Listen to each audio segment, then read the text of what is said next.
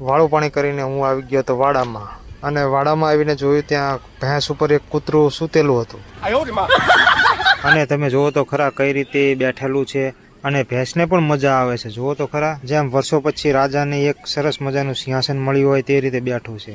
બીજા બધા કૂતરા તો પડખે એક મકાન છે તેમાં સૂવે છે, પણ આને તો ભેંસ પર જ સૂવું છે, અને ભેંસને પણ એને બેસવાથી કોઈ જ ફરક પડતો નથી.